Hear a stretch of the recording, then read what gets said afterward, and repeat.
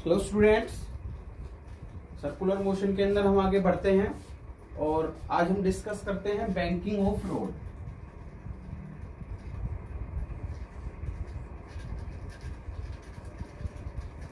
Banking of roads, ठीक है। तो जैसे इससे पीछे वाला वीडियो हमने देखा था कि किसी भी कर्व्ड पाथ के अंदर जब कोई व्हीकल मूव करता है तो उसकी स्पीड कितनी होती है, कितनी होनी चाहिए, ज्यादा से ज्यादा, उससे ज्यादा होगी तो वो स्किड कर जाएगा। तो बैंक रोड हम क्यों बनाते हैं, बैंकिंग ऑफ रोड का मतलब क्या है? बैंकिंग ऑफ रोड का मतलब ये है कि किसी भी रोड के आउटर एज को इनर एज से उठा देना। जैसे ये कर्व्ड रोड है, ये कर्व्ड रोड है, ठीक है। अब ये कर्व्ड रोड इस तरह से है, ऐसे है, यूं मुड़ा हुआ है, ठीक है। हॉरिजॉन्टल मतलब क्या है कि फ्लैट है इस तरह से। अब इसको उठा दें हम, जैसे ये है, ऐसे है, ऐसे व्हीकल इसके ऊपर आ रहा है, इसको थोड़ा सा उठा दें, ऐसे कर दें, समझ रहे हो ना? क्या कर दें हम, थोड़ा सा उठा दें, ऐसे कर दें, ठीक है। तो इसके अंदर हमने इसको उठा दिया, ऐसे कर दिया, ये बैंक रोड कहलाता है। इनर एज को, इनर एज जो इस तरह से है, ठीक है, इनर एज ये है और आउटर एज को थोड़ा सा उठा दें तो वो क्या कहलाएगा, बैंक रोड कहलाएगा। और ये जो एंगल हमने जितना उठाया है उसे कहते हैं एंगल ऑफ बैंकिंग। क्या कहेंगे थीटा को? एंगल ऑफ बैंकिंग, ठीक है। तो बैंकिंग ऑफ रोड क्या है? The phenomenon of raising outer edge of the road from the inner edge is called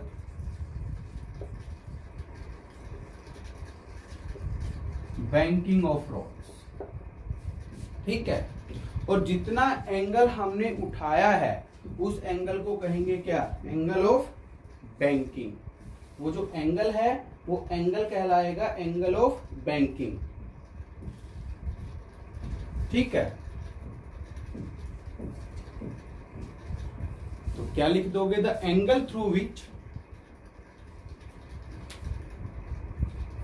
the angle through which outer edge of curved road raised from inner edge is called angle of banking, angle of banking। हम उसे कहेंगे क्या? Angle of banking. तो वो angle of banking कहलाएगा, ठीक है। तो बैंकिंग ऑफ रोड क्या है और एंगल ऑफ बैंकिंग क्या है, ये सिंपल सी डेफिनेशन हमने यहां पे करी है, ठीक है। एट प्रेजेंट फिलहाल इतना ही हमने किया है। तो बैंकिंग ऑफ रोड आपको समझ आया होगा कि जो कर्व्ड रोड है, ठीक है, पहले जो सीधा था, फ्लैट था, उसको थोड़ा सा उठा दिया, आउटर एज को उठा दिया, जैसे इसको उठाते गए, कंक्रीट डालते गए, इस तरह से है। तो बैंक रोड कहलाता है। कार रेसिंग, मोटरसाइकिल रेसिंग, ये आपने देखी होंगी, वो सारे के सारे बैंक रोड होते हैं, ठीक है। ध्यान से ऑब्जर्व करोगे, वहां पे क्या बैंक रोड है, क्योंकि वहां पे स्पीड ज्यादा हो सकती है, इसलिए इनको ऊपर हम उठाते हैं, ठीक है। और पानी वगैरह आसानी से निकल जाता है बारिश का, तो वो बैंकिंग ऑफ रोड, काफी फायदे हैं इसके। मेन तो पर्पज ये कि स्पीड का क्या करना, ज्यादा करना। तो यहाँ पे कितनी स्पीड होगी किसी भी व्हीकल की बैंक रोड के ऊपर यदि मूव करेगा, तो वो हमें यहाँ पे फाइंड आउट करनी है। तो उसको फाइंड आउट करने के लिए मान लो अपने पास एक व्हीकल है, एक कार है,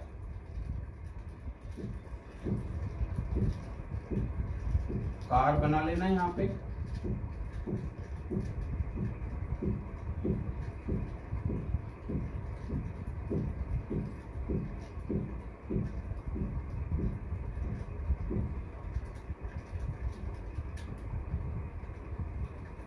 टायर्स हो गई, हेडलाइट्स हो गई, इस तरह से आ रहा अपनी तरफ ऐसे।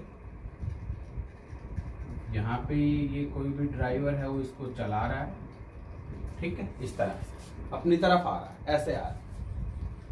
तो यहाँ पे कौन कौन सी फोर्सेज यहाँ पे लग रही हैं, क्योंकि इसको सोल्व करने के लिए हमें नंबर ऑफ फोर्सेज चाहिए, कौन कौन सी फोर्सेज यहाँ पे लग रही हैं। तो मेन बात करते हैं, एक तो सिंपल सी बात है कि कौन कौन सी फोर्सेज लग रही हैं। मान लेते एक चीज लिख लेना, let a vehicle of mass m moves on a banked road. तो यहाँ पे एक तो इतना लिख लो, उसके बाद हम मानेंगे इसको। इतना लिखने के बाद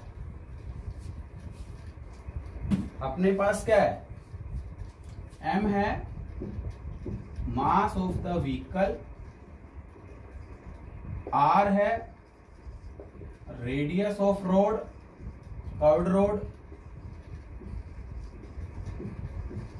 थीटा है एंगल ऑफ बैंकिंग, ठीक है। तो ये चीजें हैं अपने पास। और v भी मान लो, वेलोसिटी ऑफ व्हीकल, कार है या कोई भी मोटरसाइकिल है उसकी हमने क्या मान ली, भी वेलोसिटी मान ली। तो यहाँ पे कौन कौन सी फोर्सेज यहाँ पे लगेंगी, अब देखना ध्यान से। Various forces acting on the vehicle, कौन कौन सी फोर्सेज, एक तो इसका wait mg,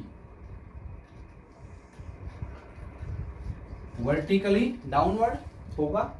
normal reaction in आगे वाले टायर पे, मतलब लेफ्ट वाले टायर्स पे, राइट वाले टायर्स पे R1 R2 दोनों का सम मान लो R is equal to R1 plus R2, ये नॉर्मल रिएक्शन हो गई। N से लिखो तो N से लिख देना, R से लिखो तो N R से लिख देना, ठीक। और एक frictional force between the tyres and the roads, ये लगे, ठीक। तो the various forces acting on the vehicle are, और एक centripetal force, centripetal force FC इधर लगती है टुवर्ड्स द सेंटर। तो ये वेरियस फोर्सेज व्हीकल के ऊपर लगी। लिखना चाहो तो लिख देना, the various forces acting on the vehicle are, पहली है weight mg vertically downward, number 2 है नॉर्मल रिएक्शन, ठीक है, perpendicular to the bank road है। तीसरा frictional force between the tyres and road, ठीक है। और चौथा है centripetal force, centripetal force towards the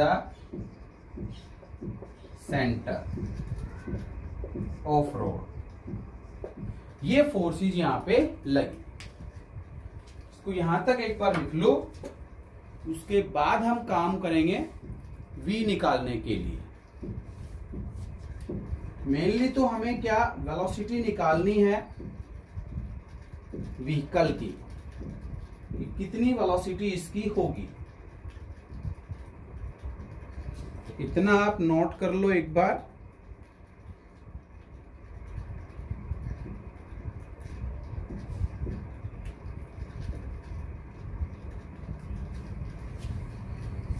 ठीक है, इतना आप इसको क्या कर लो, नोट कर लो।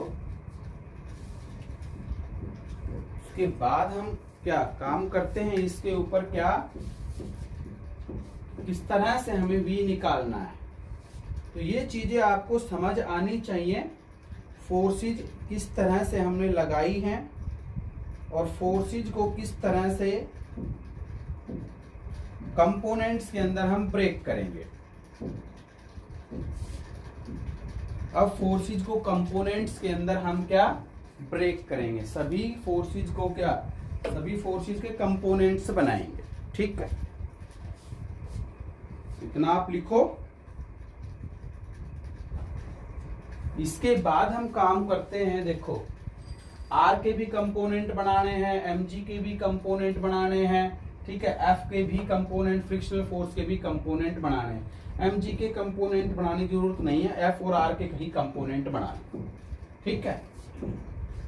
तो यहां से इतना लिख लिया होगा। अब हम बात करते हैं कंपोनेंट्स की। तो कंपोनेंट्स बनाने के लिए एक चीज का ध्यान रख लो कि जो इसको पॉइंट ऑब्जेक्ट ले लो एक तरह से, ठीक है, आसानी रहेगी समझने में। जैसे इसी डायग्राम को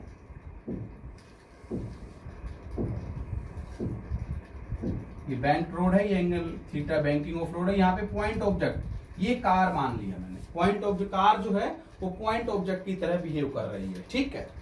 अब यहाँ पे देखना कौन कौन सी फोर्सेज लग रही हैं। वो की वो फोर्सेज हैं, वेट एम जी, ये फ्रिक्शनल फोर्स है, ये आर है नॉर्मल रिएक्शन, और ये थीटा है। तो सीधी सी बात है ये भी क्या होगा, थीटा ही होगा। इसके बिल्कुल अपोजिट मैंने एक लाइन ड्रॉ कर दी। तो आर के दो कंपोनेंट हो गए। अब देखो इधर थीटा के अलावा कौन सा कंपोनेंट जाएगा, आर कॉस थीटा, और इसके जो परपेंडिकुलर होता है वो कौन सा आता है, आर साइन थीटा।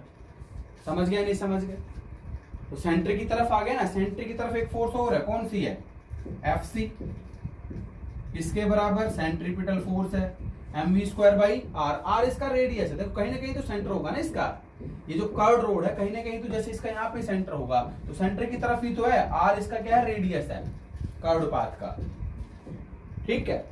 अब एफ के और कंपोनेंट बनाओ, ध्यान से समझो। ये थीटा तो ये भी थीटा, ये थीटा ये भी थीटा, तो ये 90 माइनस थीटा तभी तो ये थीटा बनता है भाई। ये एंगल थीटा, तो ये तो आप जानते ही हैं, जैसे ये लाइन है और ये लाइन है, पैरेलल लाइंस हैं, तो ये एंगल और ये एंगल दोनों क्या होते हैं, बराबर ही होते हैं, तो बराबर होते हैं, ठीक है या नहीं। इधर कंपोनेंट इधर ब्रेक कर दूंगा तो ये वाला थीटा बराबर हो जाएगा। एक ही बात है, ये थीटा और ये थीटा दोनों एंगल बराबर होते हैं। तो एफ के भी दो कंपोनेंट बना दो, इसीलिए मैंने पॉइंट ऑब्जेक्ट लिया था ताकि कंपोनेंट्स आपको समझ में आ जाएं अच्छे से। तो एफ का इधर कौन सा कंपोनेंट आ जाएगा, देखो ये एफ इधर है आपकी बार रिजल्टेंट, ये एफ इधर है, तो इधर आएगा कौन सा, एफ कॉस थीटा। थीटा के लो बिल्कुल इसके परपेंडिकुलर जाएगा, तो परपेंडिकुलर ये वाला हुआ, कौन सा हो गया, एफ साइन थीटा। समझ गए ना। जैसे ये रिजल्टेंट है एफ, ये थीटा है, तो इधर कौन सा कंपोनेंट आएगा, एफ कॉस थीटा। नीचे कौन सा चला जाएगा, एफ साइन थीटा। हो गया, तो एफ साइन थीटा नीचे चला गया, इधर क्या आ गया, एफ कॉस थीटा आ गया। जिधर क्या था, आर साइन थीटा, जिधर क्या है, mv² बाई आर। हो गया नहीं हो गया, समझ गया नहीं समझ गए। तो सेंट्रीपिटल फोर्स को कौन प्रोवाइड करवा रहे हैं, ये दोनों कंपोनेंट मिलकर के प्रोवाइड करवा रहे हैं। आर कॉस थीटा किसको बैलेंस कर रहा है, देखो इन दोनों को बैलेंस कर रहा है। हो गया नहीं हो गया। और एफ बराबर क्या होता है, म्यू आर। एफ बराबर क्या होता है, म्यू आर। अब इक्वेशंस बना लो आप, क्या बना लो, अब इक्वेशंस बना लो, ठीक। तो सेंट्रीपिटल फोर्स को ये दोनों कंपोनेंट मिलकर के बना रहे हैं। तो सेंट्रीपिटल फोर्स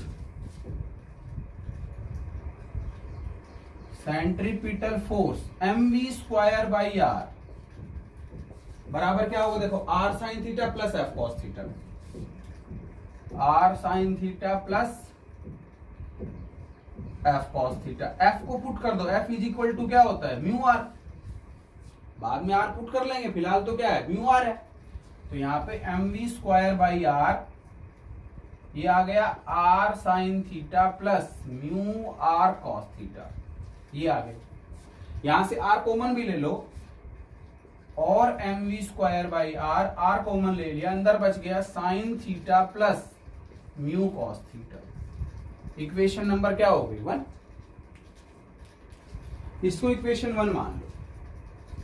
मैंने सोल्व करने के बाद इक्वेशन माननी है, इसको इक्वेशन 1 मान लो, ठीक है।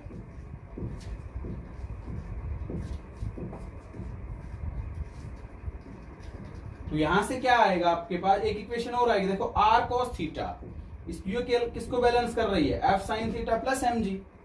आर कॉस थीटा किसके बराबर हो गई, इन दोनों कंपोनेंट्स कि एडिशन के बराबर हो गई या नहीं हो गई। ठीक है, तो आर कॉस थीटा, दूसरी इक्वेशन हमारी ये आएगी, R cos theta is equal to M G plus F sine theta. Again F को क्या पुट करोगे, म्यू आर, तो आर कॉस थीटा आपका क्या आ जाएगा, M G plus mu R sine theta. हो गया नहीं हो गया? देखो आर कॉस थीटा बैलेंस कर रहा था, आर कॉस थीटा बैलेंस कर रहा है किसको, एम जी और एफ साइन थीटा को। तो एम जी प्लस क्या कर दिया, M G F sine theta. ठीक, अब यहां पे इसको इधर लेके आ जाओ, इसको इधर लाएंगे तो आर कॉस थीटा माइनस, इधर आकर के माइनस का हो जाएगा, mu R sine theta is equal to क्या हो गया, एम जी। तो यहां से आर बराबर क्या आ गया अपना,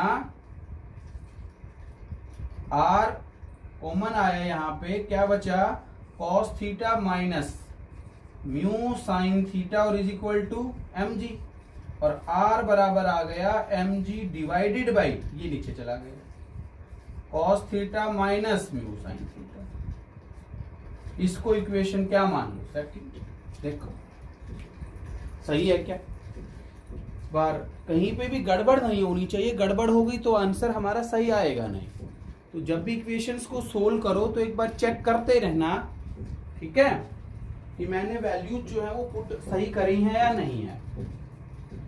तो एक दिक्कत हो गई तो पूरा आंसर ही, पूरा टॉपिक ही गलत हो जाएगा, वीडियो ही खराब हो जाएगी, एक तरह से दोबारा ही बनानी पड़ेगी। तो सेकंड इक्वेशन ये आ गई, फर्स्ट इक्वेशन वो आ गई। अब हो जाएगा सोल्व, वी निकालना है हमें, तो आर की वैल्यू फर्स्ट इक्वेशन में पुट कर दो, put R in equation first. तो इतना लिख लो पहले, तो उसके बाद हमें पुट ही करना है, बस इतना लिख लो, put equation second in equation first.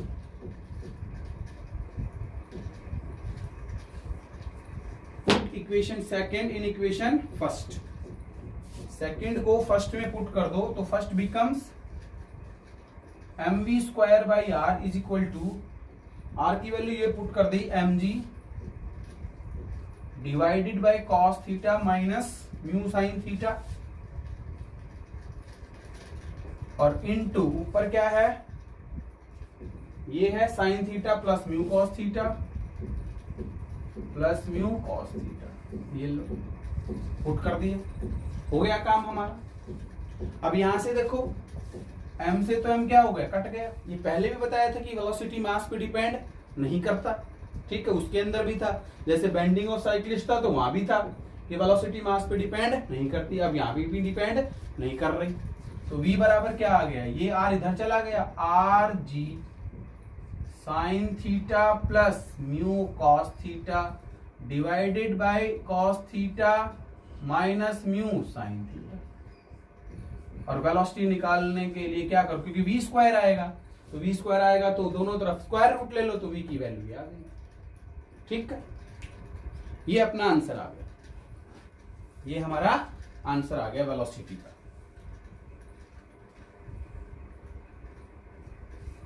अब इसको थोड़ा सा सिंप्लीफाई करके लिख लो, ये आंसर यहां तक सही है, कोई दिक्कत ही नहीं है।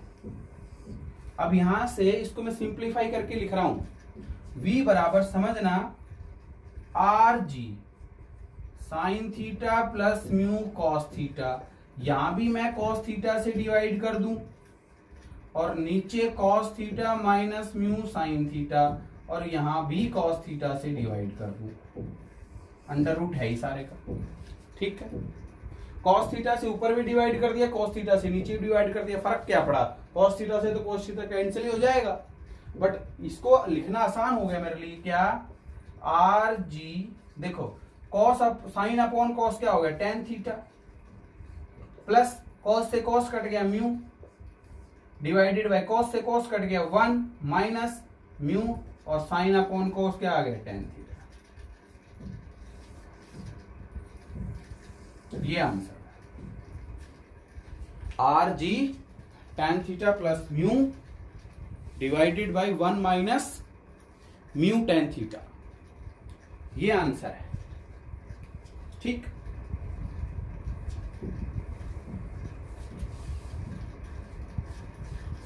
समझ गए होंगे इसको आप नोट कर लो। यहाँ पे एक छोटा सा केस ले लें कि यदि म्यू की वैल्यू 0 हो जाए,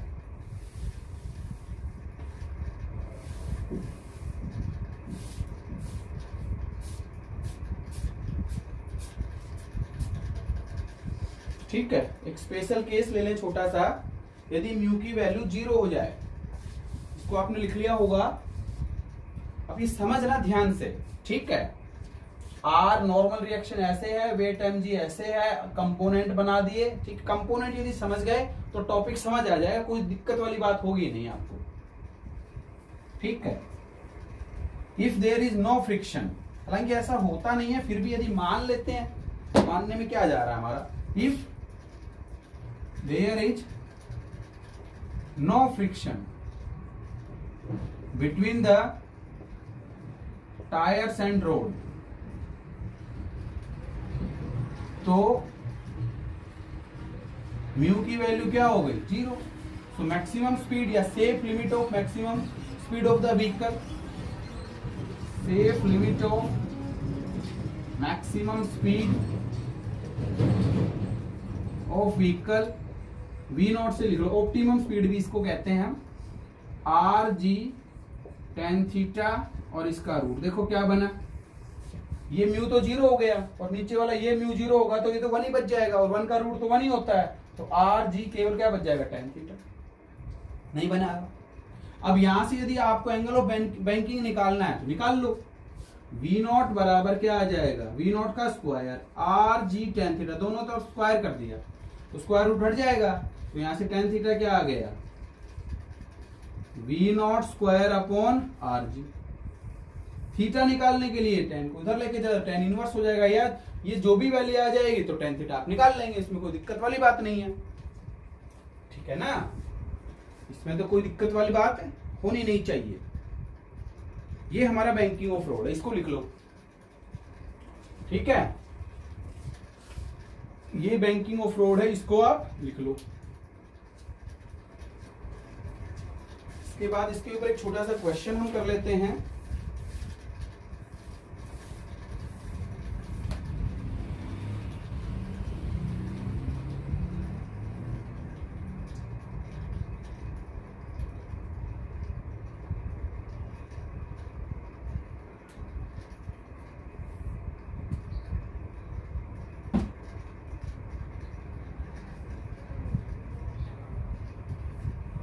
इसको आप लिख लीजिए, क्वेश्चन मैं करवा रहा हूं एक छोटा सा इसके ऊपर,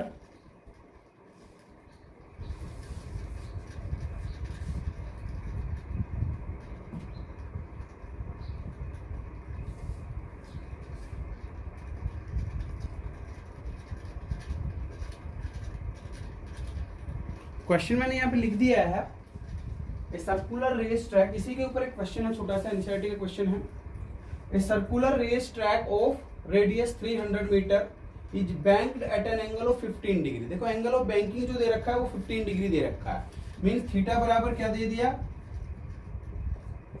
थीटा बराबर दे दिया 15 डिग्री, और coefficient of friction between the tyres and the road है, ये म्यू है क्या, बिटवीन टायर्स एंड रोड, जो व्हीकल है उसके टायर्स के बीच में, म्यू बराबर दे दिया 0.2।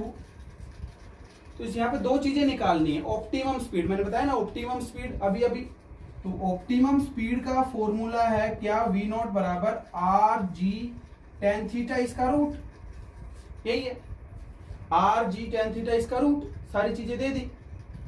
अच्छा रेडियस दे रखा है 300 मीटर, जी की वैल्यू 10 ले लेना, तो ये आ गया 300 इंटू 10 और इंटू 10 15 और सारे का रूट, तो ये तो आ गया क्या 300 इंटू 10 3000 और इंटू 10 15 की वैल्यू दे रखी है 0.27, हो गया नहीं हो गया, ठीक है, इसको मल्टीप्लाई करके लिख दो, 81 आ जाएगा, और कितने जीरो, 1 2 3 1 2 3, कितने के बाद, 2 के बाद, ये कट गया, 810 का रूट आया। अब 810 का रूट देखोगे तो कैसे करोगे, 30 इंटू 30 900 होता है ना भाई, 900 होता है, तो 900 से कम आ गया तो 28 29 के आसपास आ जाएगा आंसर। तो आंसर क्या आ जाएगा 28 या 29 के आसपास आ जाएगा, 28 पॉइंट समथिंग लिख देना आंसर। तो इसका आंसर दे रखा 28 लगभग ये 28.1 मीटर पर सेकंड। ठीक है, तो स्क्वायर रूट निकालने की जरूरत नहीं होती है, कर लो एक बार रफली, थोड़ा सा आइडिया ले लो, उसके बाद क्या उसी पे कर दो, ठीक है ना।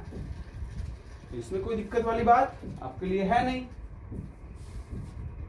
दूसरा मैक्सिमम परमिसिबल स्पीड और निकालते हैं टू अवॉइड स्लिपिंग, तो वो है क्या, जो पूरा फॉर्मूला आया v, वो उसे परमिसिबल स्पीड कहते हैं। तो वहां पे भी लिख लेना, जैसे अभी अभी लिखा है ना आपने बैंकिंग ऑफ रोड, वहां पे लिख लेना v बराबर R G tan theta plus mu divided by 1 minus mu tan theta का जो पूरे का स्क्वायर रूट है उसको परमिसिबल स्पीड बोलते हैं।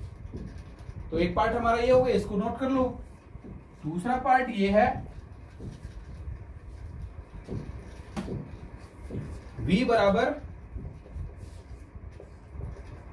R G tan theta plus mu divided by 1 minus mu tan theta और पूरे का स्क्वायर, इसको परमिसिबल स्पीड बोलते हैं।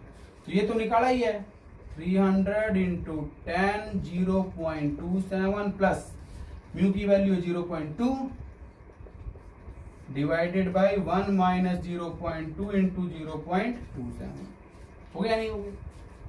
इसको आप सोल्व कर लो। तो ये तो जैसे बहुत ही कम आएगा वैसे, तो चलो सोल्व कर देता हूं। 3000 इंटू इन दोनों को ऐड करोगे 0.47, यही होगा ना, 0.47 डिवाइडेड बाय 1 माइनस ये 54 आ गया, 1 2 3 1 2 3 यहाँ से, तो ये 6 आ गया, ये 4 आ गया, 9 बचा 8 आ गया, 0.8 है ना, 0.84। हालांकि लगभग 1 के आसपास ही होता है, कोई खास बात तो है नहीं। नेग्लिजिबल मानू तो भी क्या, चलो लिख लो फिर भी 0.8 0.85 लिख लो, इसको राउंड ऑफ करता हूं और सारे का रूट, ठीक हो गया होगा। इसका डेसिमल और इसका डेसिमल हटा दो, ठीक है। आप अब इनको सोल्व कर लो। तो 85 है, तो काटता हूं तो काट लो, कितने पे कट जाएगा, 5 पे कट रहा है, 5 एकम 5 और 7 पे है ना, 17 इंटू 5 85 होता है, और 5 पे ये आ गया 600। और थोड़ा आसान भी हो गया हमारे लिए, क्योंकि 100 का अंडर रूट कितना हो गया 10, तो 10 बाहर ले लेता हूँ, और ये बच गया कितना, लगभग 1753, तो लगभग 2.8 के आसपास कट जाएगा, ठीक है। 6 से इसको मल्टीप्लाई कर दो, 6 8 48, 6 दूनी 12 और 4 16, ये आ गया। 16 का लगभग 4.1 के आसपास, 4.12 के आसपास लिख दो, तो ये आ जाएगा 41.2 मीटर पर सेकंड। इसका आंसर ये, ठीक है। 38 दे रखा है, तो 4 के आसपास, ठीक, लगभग आंसर। तो ये हमारा आंसर ही है। तो बैंकिंग ऑफ रोड जो टॉपिक है हमारा, बेहद इंपॉर्टेंट टॉपिक है हर पॉइंट ऑफ व्यू से। हर कंपटीशन के अंदर इसके ऊपर क्वेश्चन पूछे जाते हैं। मेनली तो फॉर्मूला याद रखना है, और फॉर्मूला याद रख करके क्या कंपोनेंट्स ब्रेक करने आने चाहिए। जब तक कंपोनेंट ब्रेक करने नहीं आएंगे क्वेश्चन सोल्व नहीं होंगे, ठीक है। कंपोनेंट्स को ब्रेक करना आना चाहिए, फ्रिक्शनल फोर्स किधर लग रही है वो देखना है हमें, तो ये सारी बातें करनी है, ठीक है। तो इस तरह से तो फ्रिक्शन के का जो बैंकिंग ऑफ रोड है वो हमारा होता है। इसके बाद हम इसके ऊपर और क्वेश्चन ही करेंगे नेक्स्ट वीडियो के अंदर। तो फिलहाल आप ये बैंकिंग ऑफ रोड इसके अंदर आज की वीडियो के अंदर ये पढ़ लेना। आई होप आपको समझ आ रहा होगा अच्छे से, ठीक है। ठीक है, चीजों को ध्यान से एक बार समझना है, 2 बार वीडियो देखो, 3 बार देखो, समझ आएंगी चीजें, और साथ साथ नोट्स बनाते जाना। Okay, thank you.